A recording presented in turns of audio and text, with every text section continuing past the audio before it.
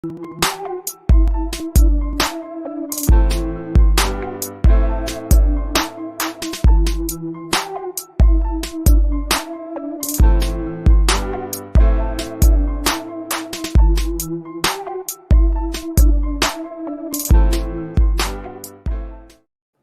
Outlaw Nation fans, John Rocha here, welcoming you to another episode of The Deep Cut, my show that I go in depth with filmmakers, creators, actors, producers, what have you, about the project they are promoting, and also get to know the person behind these projects a little bit more as well. You know, we've had so many great guests on recently. Brian Cox was on to talk about his recent film. We talked a little bit X-Men with him. We talked a little bit about Superman with him. He was incredible. Craig Fairbrass was on talking about Villain, which just recently became a film to watch on the New York Times Spotlight. What great stuff for Craig Fairbrass. I hope you enjoyed that conversation as well. But today we got ourselves a very interesting writer and director here with a new documentary here for you to enjoy and watch. It is coming out on June 9th. It is on video on demand. It is called You Don't Nomi, and it's a revisit of Showgirls, that film from 1995 from Paul Verhoeven and writer Joe Esterhaus, and a film that I have had a very interesting relationship with over the years. So I'm excited to welcome this gentleman onto the show. He's a writer and director from Detroit and a TV editor now who's now, have been taking this project all over the world. Ladies and gentlemen, please welcome to The Deep Cut, Jeffrey Mchale. Jeffrey, how are you, my man? I'm great. How are you, John? I'm good. Yeah, happy to be here. I'm excited to talk with you. I've been doing a lot of research on this, and I watched the documentary yesterday and then read some interviews with you.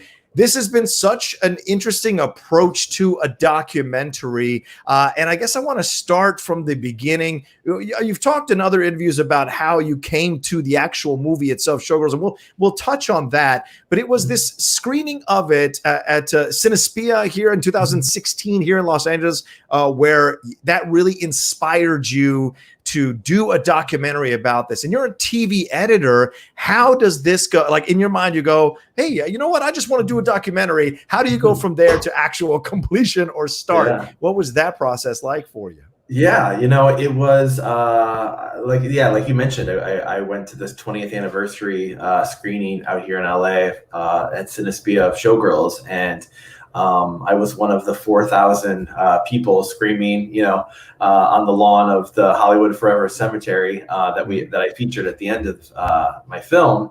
And right. None of us expect. I mean, sometimes you go to these things and someone associated with the film will come out afterwards and say a few words and anything. But I don't think anyone, at least in our friend group, expected we'd see anybody from the film.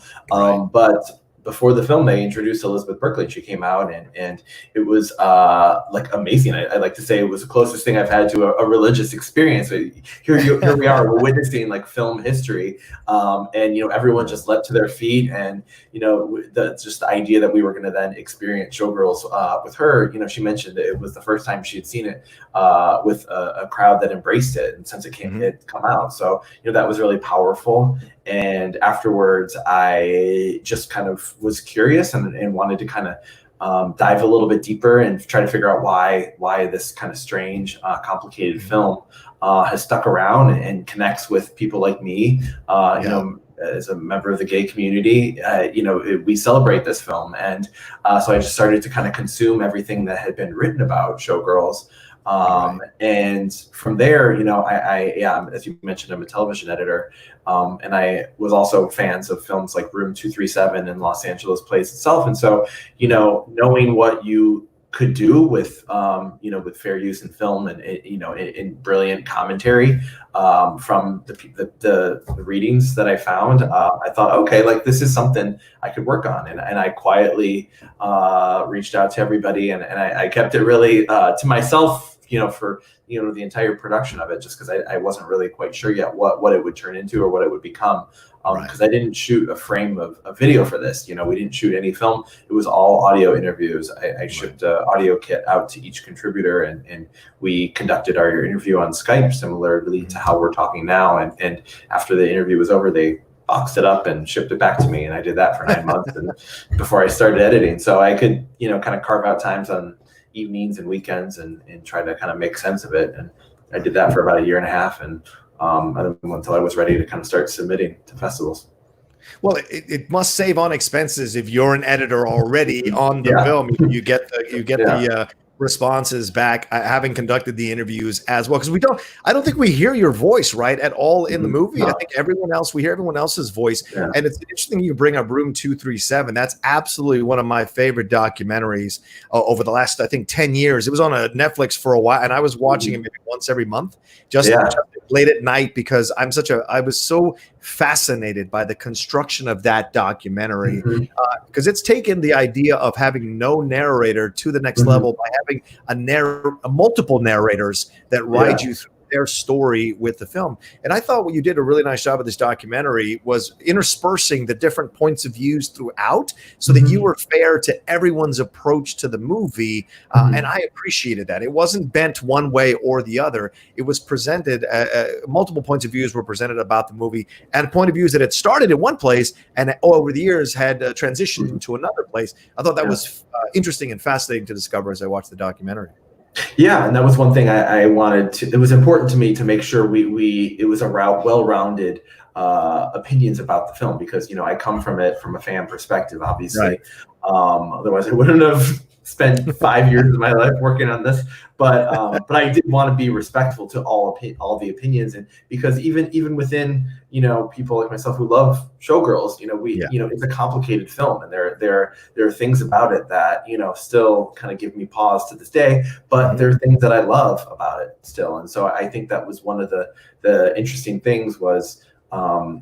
There is just this gray zone that it's so rich with potential, and one of the things that I wanted to do was I had my kind of like Showgirls contributors who had created our artwork over the last 20 years, but I also wanted to talk to critics who reviewed it negatively, because that was one of the big things, part of the mythology of Showgirls is like the reviews. The reviews when they came out were just insane, and so I wanted to find critics who who spoke negatively about it then, and who still haven't changed their mind, and that was one of the harder parts. Was contacting some of the bigger name critics who still they just didn't want to be a part of.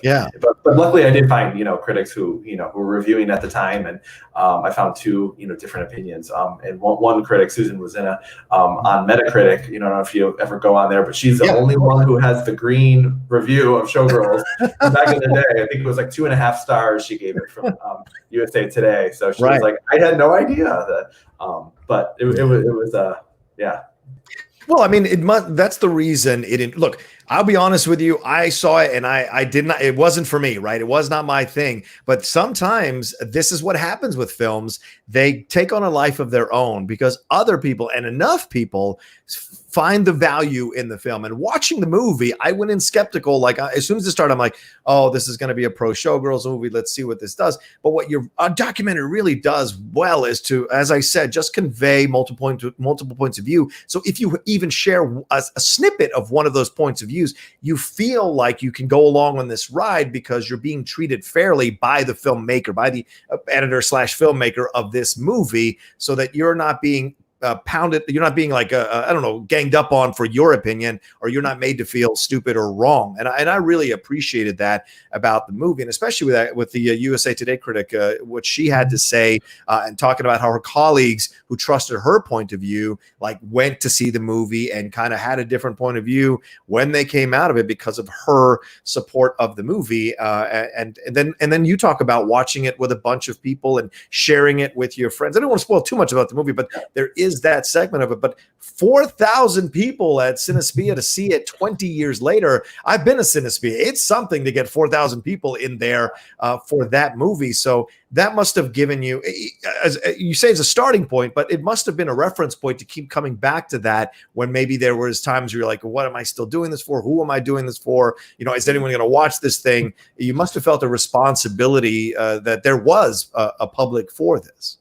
Yeah, definitely. I mean, I knew that, just by what you see on social media, I mean, there is a very loyal fan base of this cult following that still, has moved from midnight screenings now to kind of social media.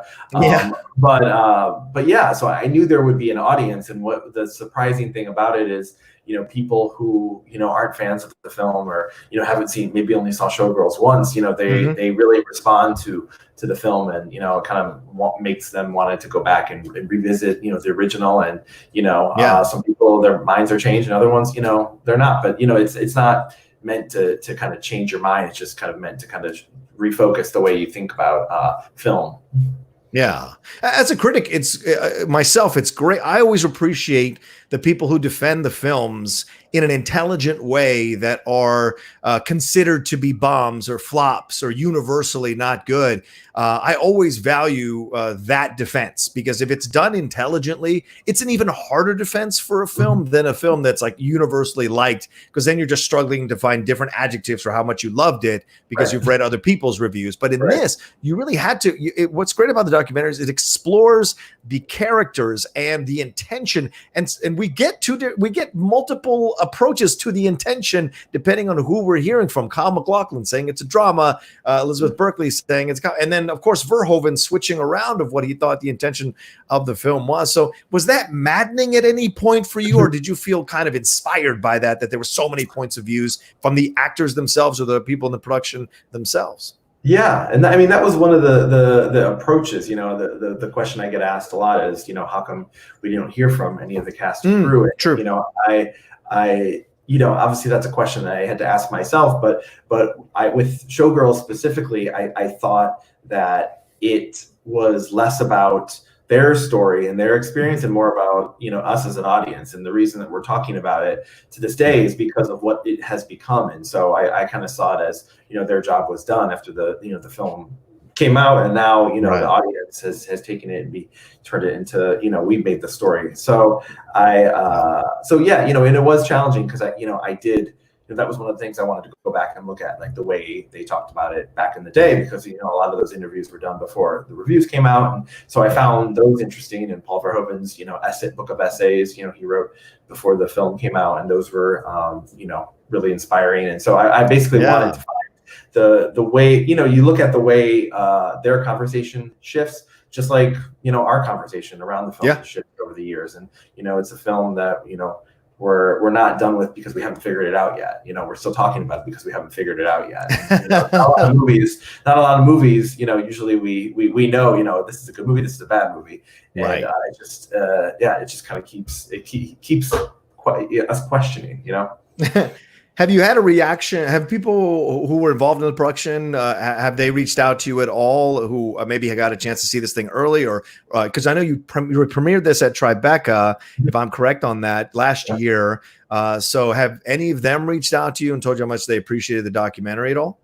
Yeah, not yet. We offered it up, but we haven't heard back, and we just I'm excited for the 9th for everyone to see it, and hopefully they'll see it and they'll respond to it. I guess Kyle MacLachlan was asked about it in a round of press interviews he gave last week, and knows about it, so it's on his radar, and I'm sure we'll be hearing afterwards.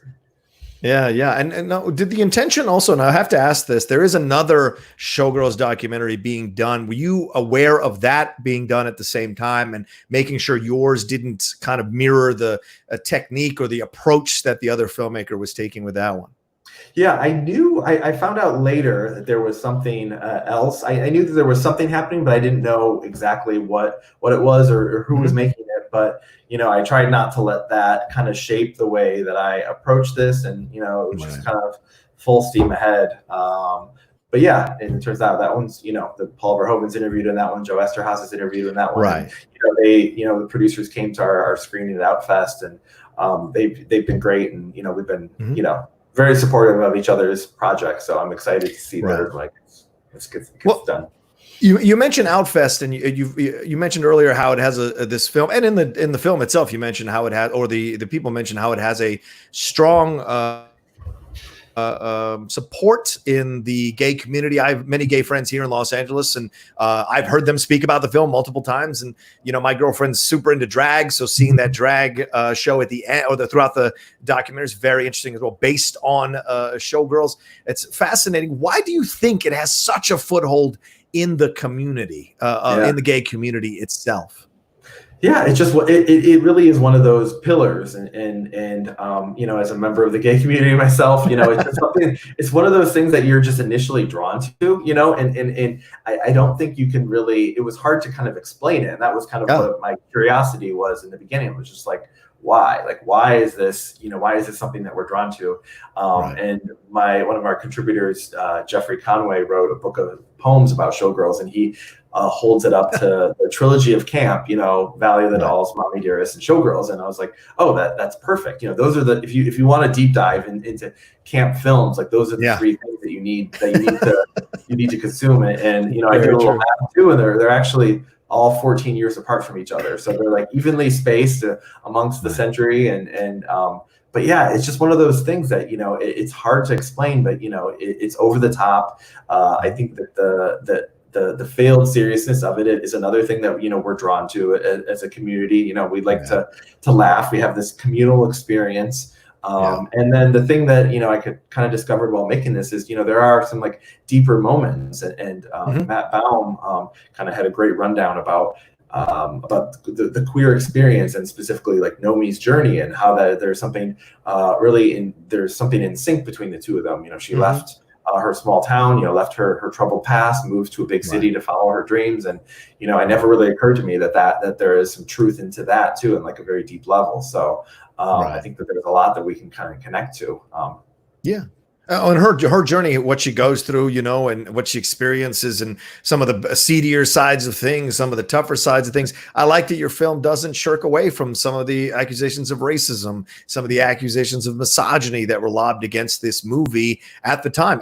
Look, I was alive. I remember when it came out. I was in my mid-20s when it came out, and I was knee-deep into the independent film movement. And I loved Total Recall. I loved RoboCop as a young teenager. And so when this had come out, I was shocked by this. And this is right around the time of striptease. It's right around, like you point out in the film, like films were very sexual in the 90s. We were working some real stuff out in the 90s sexually as a puritanical society in this country, right? We were exploring the boundaries, exploring how far. I remember we were only a couple of years removed when this film came out from the parental lyrics, or, you know, that whole thing with Tipper Gore. That was also part of connected to, you know, the coming of the gangster rap from the West Coast, how that was affecting kids all over the country. So now you have sexuality just a few years later. Madonna's book Sex had come out, I think, right around this time or just before this time. So we were exploring a lot of things. Why do you think this film gets vilified way more than something like Striptease, or something like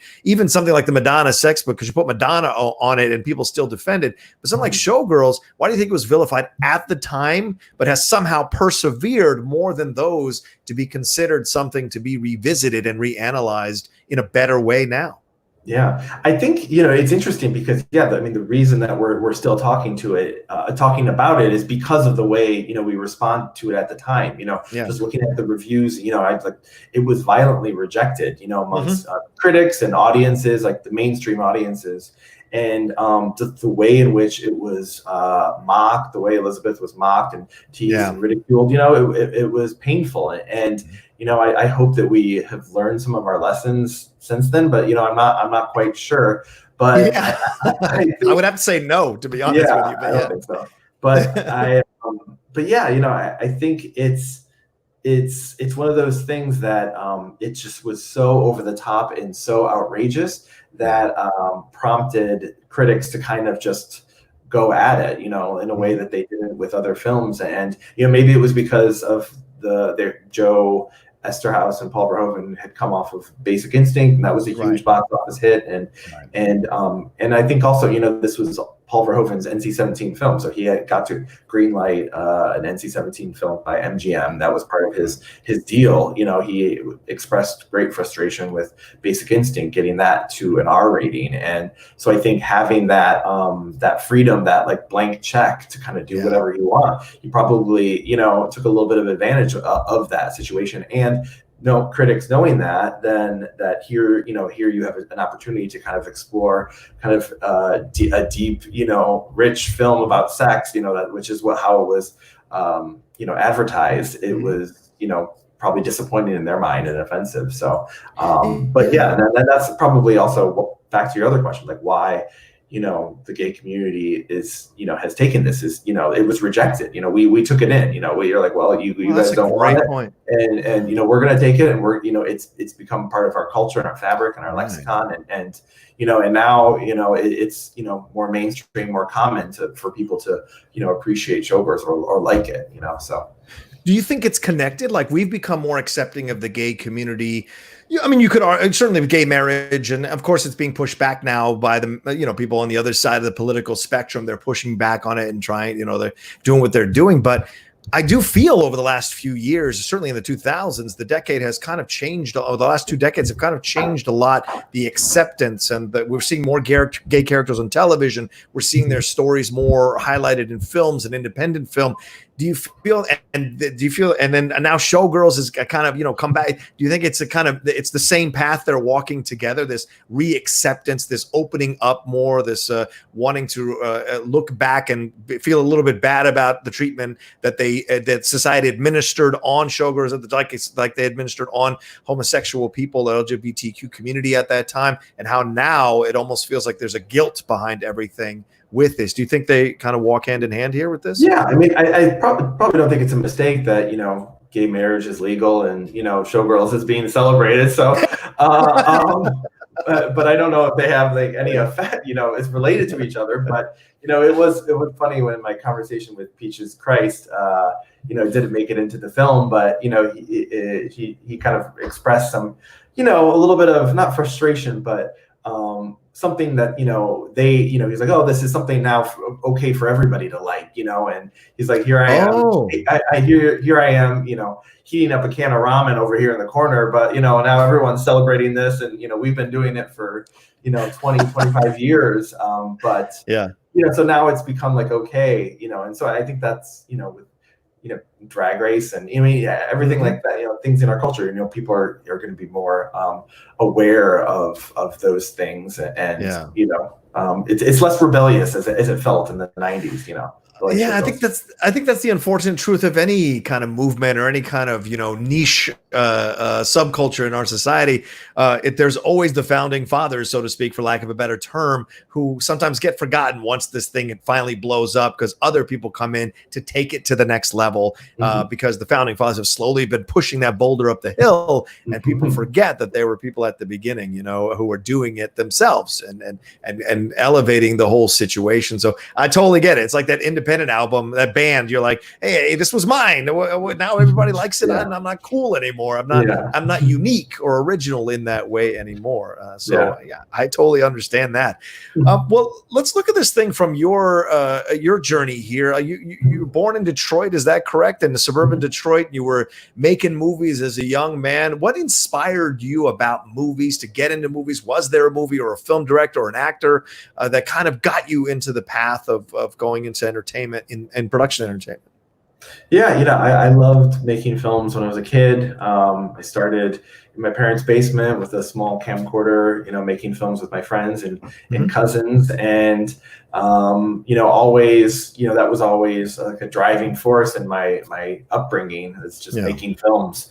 Hard to say if there was something specific, when I was a kid that sucked me in, but I as I got older, I educated myself on the classics. So I was a huge Hitchcock fan, and in the beginning it was like more horror films. I liked really liked the horror genre. But yeah, and then all through high school, I was making films with my friends, and and then went to film school in Chicago. So I lived in Chicago for 8 years. Wow. And then after that, just kind of made friends with amongst the film community out there. And then I started to kind of shift and focus more on editing, and kind of pulling back away from directing and writing. And then when I moved to LA, I kind of have continued to edit. I'm a television editor by trade. Okay. And I started kind of getting more interested in documentaries, and so, it really didn't, it's just funny how this stuff kind of happens.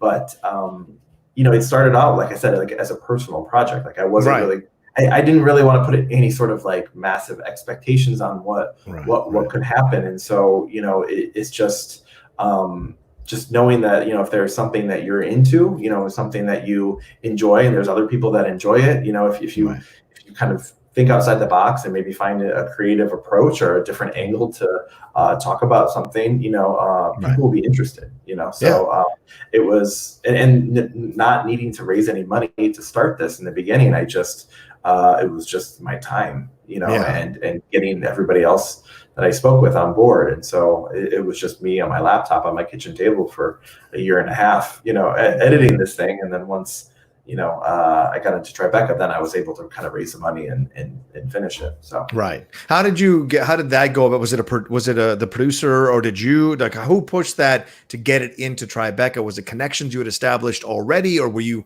fortunate to get in company with somebody who could get you into Tribeca? That's not an easy film festival to get into, especially as a first time documentarian. So how did that go about? Yeah, the last year, for about like a year of my editing, I was looking for a producer, because at that point, as a television editor, I don't have to think about how footage comes to me. It just arrives on my desk, and then and then I don't have to think about where it goes after I'm done with it.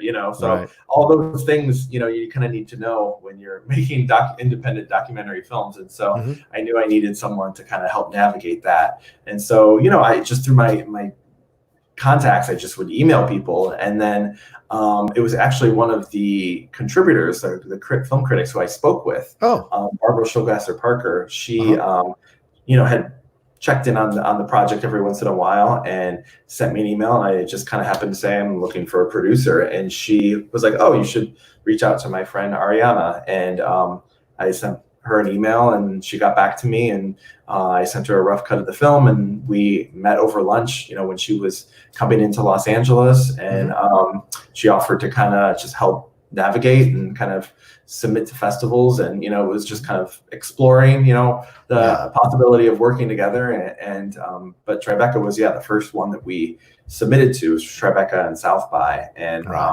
that was our first invite. So it really, it was just, I think people are excited about Showgirls. So, it helped that I was working with a topic like that. And after that, then, she was able to kind of help navigate, Ariana Garfinkel was able to help navigate all the kind of behind the scenes stuff, fundraising and, licenses and everything.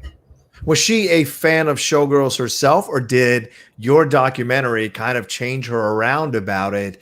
Or had she even seen the film itself, the Showgirls itself? She was not a fan of the film, which was good, which I appreciated. Right. So she, obviously she was referred by a friend of her family. So, she was at least interested in kind of hearing more about it. And I think after she saw the rough cut that I sent her, she, saw that, there was, it had a different approach, it wasn't approach of like a traditional documentary, but and so she so I mean she loves, like, she still says, she loves the community of Showgirls, she's now like a big fan of like the community. So but it's been great. Yeah. Have you gone back to watch the film again with a big group as you've been doing these the press rounds for this, as you've been premiering the film? Have you gone to midnight screenings by yourself or with a couple of friends to kind of savor the film again after having done this documentary, to see what you feel about it now? Unfortunately I haven't. I know a lot of the festivals that we played do double features, but I think Melbourne did one. I can't remember all of them off the top of my head, but a lot of them kind of do a double feature. Actually, in Austin for Fantastic Fest, which is like a horror genre fest, they did a live script read of it when we were there, and it was an all-female cast and Peaches Christ doing the live script read, and there was a drinking game involved, so people were drinking. It kind of, no one made it through they didn't make it through the entire script, but that was the one thing I kind of got to experience, which was amazing. I mean, they also did brown rice and veggie eating contest before the film. So they really, Fantastic Fest really got into the spirit of Showgirls. I love that. I love that brown rice and vegetables eating contest. That's awesome. Have you gotten have people sent you nails? Have they showed you the nails in any of these things? Like, have people come up with nails at all to, like, when they're seeing the documentary, like you're inspired by it or anything like that? Have you had that experience? Yeah, I haven't got the nails yet. No. Okay. So hopefully, maybe we'll do like a show us your nails, while you're watching the like a contest. Yeah, that'd be great. Like a viral thing. That'd be fantastic. One thing that struck me about the film too is how you give some time to Gina Gershon's character, who I do enjoy in the movie. I like that she's like just this. She's this lioness just purring through her kingdom, and I always felt that people focus so much on Elizabeth Berkley and bashing Elizabeth Berkley, and because she's from Saved by the Bell, and all these reviews were like trying to take her to pieces, as if none of these people had ever like tried to jump and do something. Like, it's like you're writing for a decent paper, and then someone goes, "Do you want to come write for the New York Times?" And then other people just tear your stuff apart. There didn't seem to be that understanding for her, and there was a little bit of acceptance for Gina, but there wasn't a lot of focus on Gina's character in the film. And I think she's so essential to that movie. Whether you like it or not, it doesn't work without her. And so I like that the documentary spends time kind of exploring her place in the whole thing and giving a little more depth to her. And you even have Gina's comments about it, that she's, what does she call her, Aphrodite, or one of the it was on one of the press junkets when I found that clip in the archives. I was like, oh, this is brilliant. There's just like another layer of understanding around what she was bringing to Crystal Connors. And she does get a pass. I mean, that's the one thing that people talk about, is just Gina comes off like unscathed, and or there's this kind of like idea that she understands, or she knows the film she's in, or she's planned it up, and I don't know if that's just attributed to the other types of films she's done. At that point, she had other films under her belt. So and same with Kyle MacLachlan, then worked with David Lynch and stuff. So I think that's probably part of why there seems to be more of the idea that they, there's an understanding on their part, which unfortunately Elizabeth didn't get. But yeah, I mean, she's brilliant. She was quoted as, she played Crystal Connors as a drag queen. So that's perfect. She's an incredible actress. Yeah.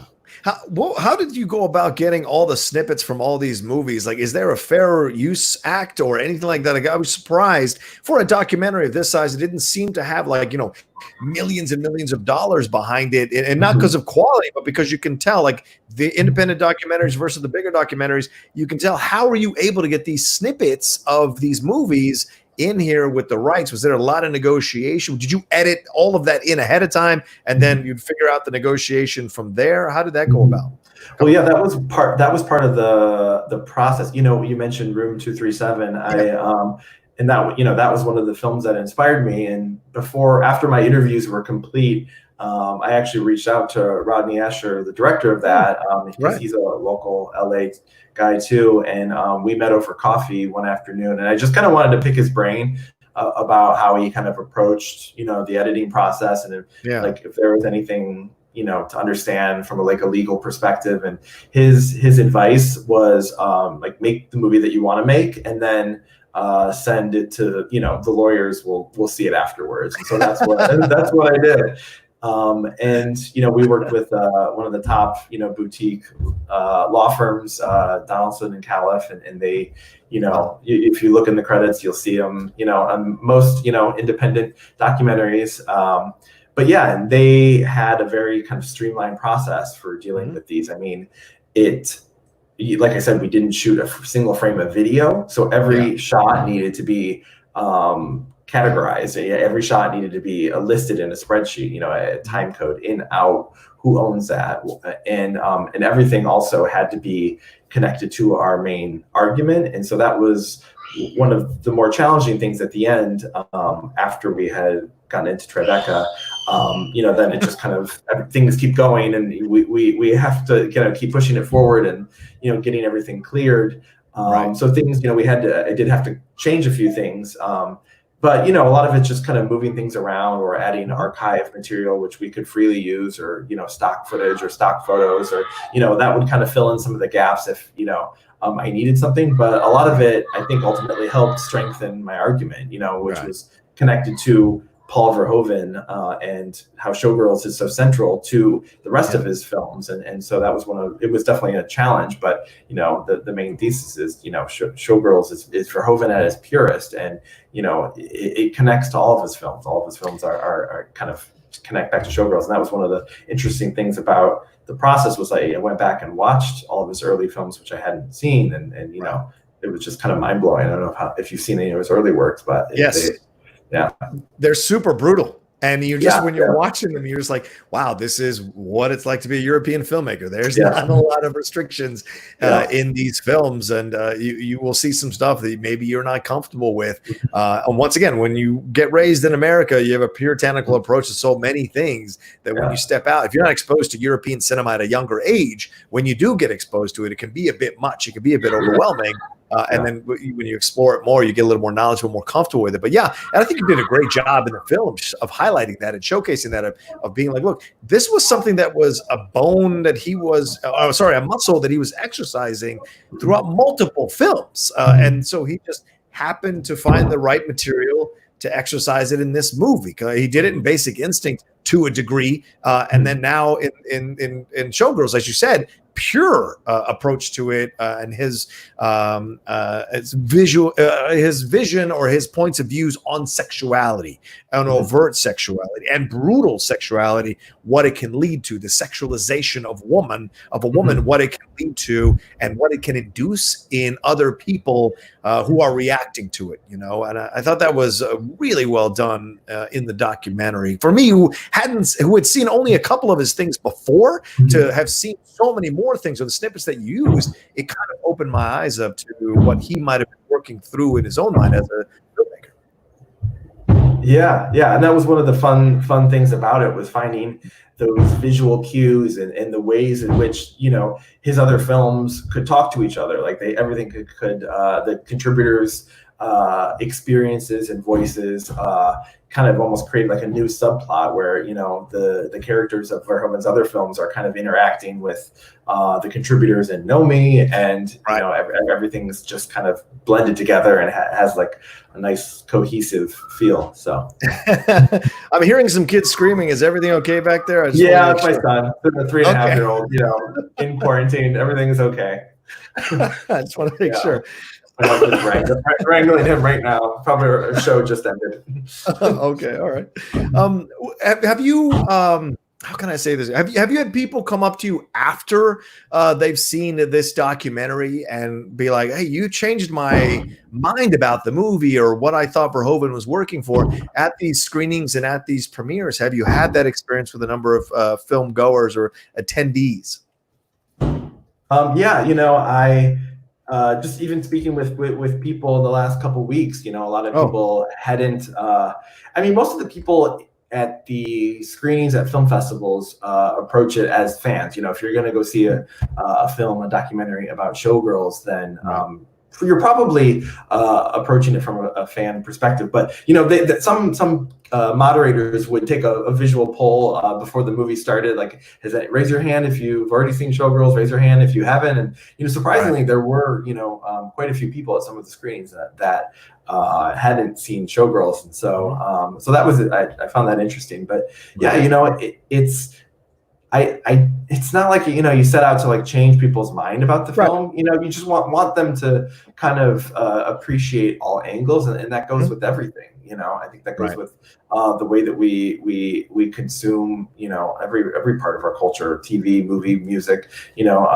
So it's just kind of opening your eyes on different ways that you can appreciate something that might not be perceived as good or perceived as bad. There's value in that, some of that stuff. Yeah, there's an elevated form of analysis, an elevated form of interpretation of a movie. You know, in the past, right, in the 90s, maybe the early 2000s, or in the 80s, it was like, you don't like raise what is wrong with you? There's something wrong with you. You're totally wrong.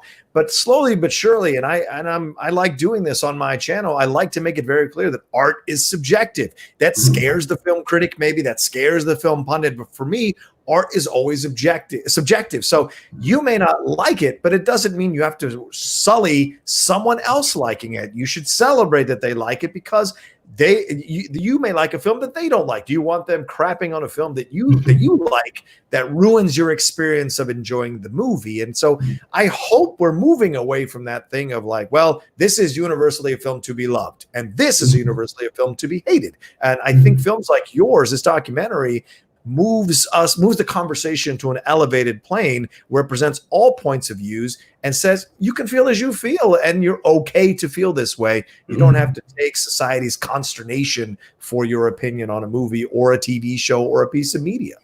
Right. Yeah. Or you know, rejecting those opinions. Yeah. You know, if people have, you know, an informed take on something, then, you know, respect that. That's their, you know, it's their opinion of it. And but yeah, I think that, yeah, it's an interesting artifact in that sense that it is so polarizing. You know, it's a film that was created 25 years ago. It definitely wouldn't. It probably couldn't be made today, and we're still talking about it. We're still debating it. There's still interest in it, and so it really it's an interesting conversation starter still to this day. Did after you finished the movie and after you finished the editing, did you find your opinions about it changed in any way, or evolve in any way afterwards, or did you feel even more adamant that your feeling about it was correct to you? It's, yeah, you know, as the more I dove in, the more I read, the more conversations I had, it kind of opened my eyes up to other viewpoints about the film, things that I hadn't really thought about. You know, a lot of I mean, obviously, like, it's a very misogynistic film. You know, you could see that. You know, that you understand the complaints. Okay, you know, I don't want to like necessarily label it, but I understand the people that why it would be accused of that, and so just kind of opening up my eyes to the other viewpoints about it was interesting. And I knew it's a complicated film, but but now, you know, as the kind of years go on, you know, maybe I feel like, you know, you're getting older, you're getting a little bit more mature, you know, I still will love it. But you can still honor it for its insanity. You can still celebrate, you know, why we loved it from the beginning, but also kind of work in, you know, kind of current contemporary, like, social issues that, you know, that people are talking about, you know, like the Me Too movement, you know, that all that was going on after, you know, my interviews, but, you know, I know it shaped a lot of the conversation, you know, afterwards, you know. Well, I think you have that near the end. And once again, I'm not spoiling, I don't want to spoil too much, but there's not a debate between two female points of views, but there are two different points or perspectives presented about the what you would call the revenge finale of the movie itself.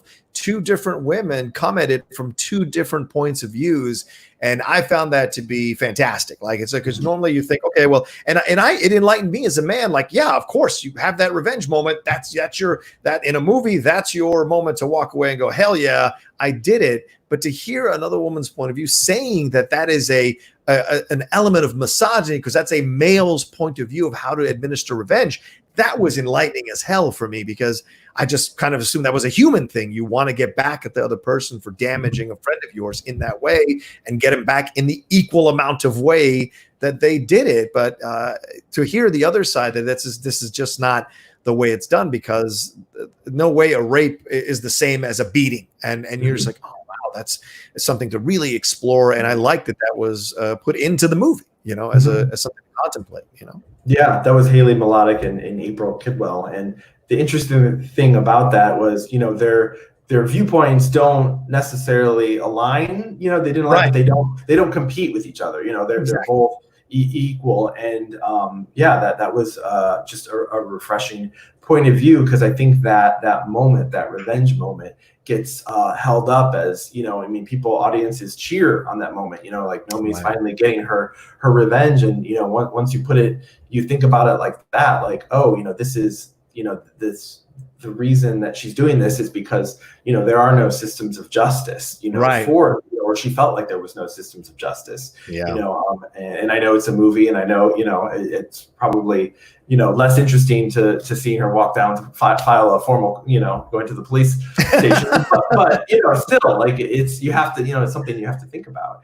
And it was just really, I just was excited to kind of explore those ideas and those themes, and just get people to think about that, It's a great point at that time. One, it's a woman. Two, it's a black woman. How legitimately in Vegas are they going to take her complaint? You know what I'm saying? And so, that's a fair point. It's almost working at a lower level here, underneath what's the surface action that's happening is this idea of, like, she's administering this justice because there is no other way to administer any kind of justice here, because there's no way they'll believe that young lady over that guy who carries such weight in a town like that, that's driven by money and driven by flash and driven by whoever's the most important person in the room. I mean, LA is not unlike that itself. In some ways, it likes to tell itself it's prettier than it actually is, but at its base, sometimes it can be quite brutal when you see how people use power in that way. We're at the 45-minute mark. I know we got to wrap up in a few minutes here. I just want to ask you, has this, like, changed your inspirations or your goals here to maybe do another one? Now that you've kind of done this one and went on this journey, have you now kind of opened your door a little bit more to, like, okay, to kind of be inspired by other things that you've enjoyed or liked in your life and explore them as a documentarian? Yeah, I definitely want to continue making films, and this only helps me, helps push me forward, for whatever I want to do next. Productivity seemed to grind to a halt, as you could hear. We have a little one here at home, and still kind of keeping things up with my. Thankfully, I'm still working. But I would love to explore other topics. I'm playing around with a couple things, but I haven't quite narrowed it down. But I definitely want to stay within the pop cultural landscape. I don't know if it'll be another film deep dive, but definitely exploring something that's near and dear. Well, at the beginning of this interview, you said that what inspired you to do this was that screening at Cinespia, and you said, I had to find out what it is about this movie that kind of gets people still talking to this day, inspires such strong reactions. Would you say that in your mind you've completed this journey to understanding at this stage in your life about what inspired you to have you answered the question, I guess, of what inspired you to make this film? Yeah, I don't know if I necessarily answered the question that I set out to find, but I feel like I have explored it to to a level where I've never explored anything else, and so I don't know if I don't know if the question is necessarily answerable. I mean, obviously, why do we like the things that we like? It's hard to.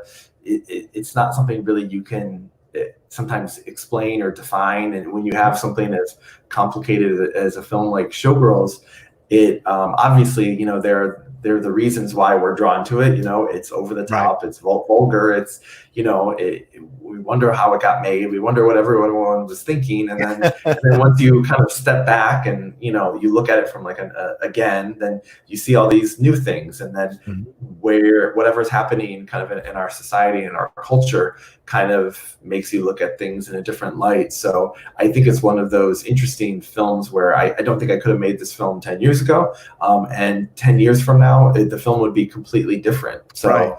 Who knows, the thing that I'm kind of curious about is what kind of the younger generations, who might not have heard about Showgirls, what they'll think of it, of the film, growing up, because it's it'll be kind of their ideas, their takes, their commentary on the film that will kind of shape its future.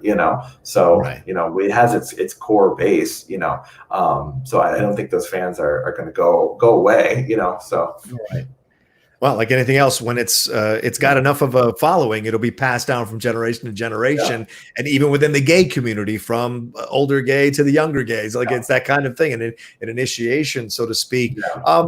Two last questions for you, if I can, Jeffrey. One, was there anything that you want? Is there any kind of story that like hurt you to cut out of the movie that you can tell us here on this particular episode of the Deep Cut? Is there a story you really wanted to include, but for editing purposes and timing, you couldn't quite put it in there, but you enjoyed finding out about the movie? Yeah, there was one contributor that I spoke to that we didn't make it in the final cut. It was Brooke Brown, and she was an actual Vegas showgirl. She was Okay. She was the centerpiece in Jubilee. She was like the lead showgirl in that production. Had photos of her up all over Vegas. So and she offered like a really interesting insight into kind of the behind the scenes, and I guess like Showgirls was always part of like the backstage like language that her and her friends or dancers would kind of use. And so I appreciated her her story and her commentary and stuff, but I was disappointed that that ultimately didn't make it in the cut. So right. Oh, okay. So maybe a deleted scene or maybe something like that might be included in the DVD going forward. It's funny you say that. It makes me think immediately of like The Sopranos, when they kept quoting The Godfather all through The Sopranos, or even Top Gun. You hear about these naval guys are always quoting Top Gun to each other when they're doing it. So I didn't even think about the fact that Showgirls would be quoting Showgirls. So it makes all the sense in the world. Did you face any resistance from your friends or your family about doing this at all? Were they all pretty encouraging of you? Because of course, like you said, you were doing a full-time job and editing this on the side. So any of your free time was consumed with trying to edit this movie and get it done. Did you face any resistance from anybody around you about it? Yeah, no, everyone was really supportive. A couple of years before this, I made a mashup with Showgirls and Black Swan, where I took the trailer mashup took the audio from Black Swan and mashed it up with the visuals from Showgirls. And so I think probably for a lot of family, it didn't seem like a surprise. Like, why are you doing something about Showgirls? So they already knew, it had been an interest of mine. But yeah, it's just juggling time, and my husband was really supportive of all the endeavors. So thankfully, he was up for the ride too. That's a good thing. All right, one last question. Should we do a remake? Should we do a TV series based on Showgirls and kind of revisit this in a better way, where Elizabeth Berkley is like a cameo in this? What do we do with this? Do we just let it be as its own kind of time capsule movie from 1995? What would you like to see happen? I would say no. Let's leave it. Because if you wanted to kind of revisit it or reapproach it, approach it in a different way, I don't think a straight up remake would ever work. So it would have to kind of explore maybe a little bit of the story around it, or the story of the production. But I think like a straight remake of Showgirls would not work, because so much of the beauty and everything was, I don't feel like it was intentional. It happened by mistake. And so I don't think that's something you could recreate. So even, now that I'm talking, just even then seeing the behind the scenes of that, like created on film or reimagined on film, like I just don't think that would be fulfilling at all. Gotcha. I'd say no. Okay, done. And what about Hustlers? Did you go see this? Did you think this could have been Showgirls, and now that's how Showgirls would have been done? Or did you find that to be just a completely different movie because it is about strippers instead of Showgirls? Yeah, I mean that got a a lot of Showgirls kind of comparisons when it came out, and it's a great film, and you can see what kind of a female perspective can do with the subject, and obviously it's handled in much differently, and there is like a sensitivity to the characters and their experiences, and it was also based on a true story too, so that exactly probably played a lot into it. But the other thing is Cats. People say like, oh, the Cat's the next Showgirls, and yes, Cats is crazy, but I think the original musical is a little crazy too. So Yeah. you know, and you know, I know that there was midnight screenings of that, and Alamo was doing. I refuse. Jeffrey, Yeah. I refuse. I will not do it. I walked out of that movie. I couldn't do it. An hour into it, I was like, I said to my friends, I can't do it. Yeah, it's just not the same. It won't be the. No. Yeah, no. I think that's true too. After Jeffrey, and one last thing, like I think it's true. You said this in an interview. People try to compare it to Room or to these other movies, like Rocky Horror Picture Show. You're like, no, this is different because Showgirls was supposed to be a great movie, a damn good movie. A lot of millions of dollars were behind it, a top-notch cast. They were not going in to make a camp movie or a cult classic movie. They were legitimately spending a lot of money on this movie, and it's only through people's love of it and enjoyment of it, and the gay community's enjoyment of it, that it has taken a new life, and been redeemed. Where the other ones, everyone knows when they're watching it what they're watching. No one had their tongue firmly planted in their cheek for Showgirls. They were trying to make something real, I would say. Right. Exactly. Yeah. Well, there you go. All right. Well, Jeffrey Mchale, thank you so much for taking the time to be here on The Deep Cut. The documentary is called You Don't Nomi. It's coming out June 9th on video on demand. Give this thing a chance, people. It's an hour and 40 minutes. It's an awesome documentary. And if you're a cinephile in any way, if you're a burgeoning film critic or film analyst, this is a film to watch because you get a lot of points of views, very nuanced, intelligent points of views about this film itself and about the exploration of the characters and the timing, I would say. Yeah. Thanks, John. Absolutely. Thanks, Jeffrey. Take care. We'll talk to you soon, man. Good luck with this movie. Take care. Bye.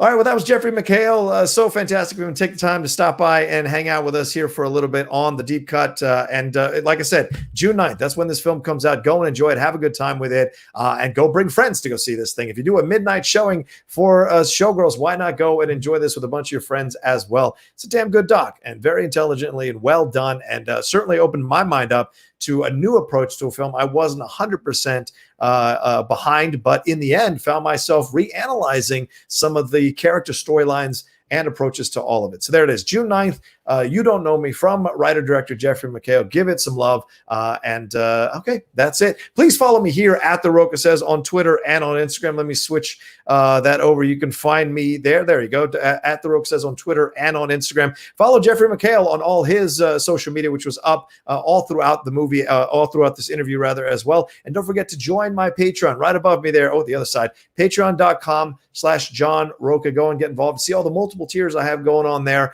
and subscribe and support the Outlaw Nation, everything we're trying to do. Got a bunch of shows that have just been announced that are going to drop once every Friday. We'll have a new show for the patrons to enjoy. Got the Hangouts.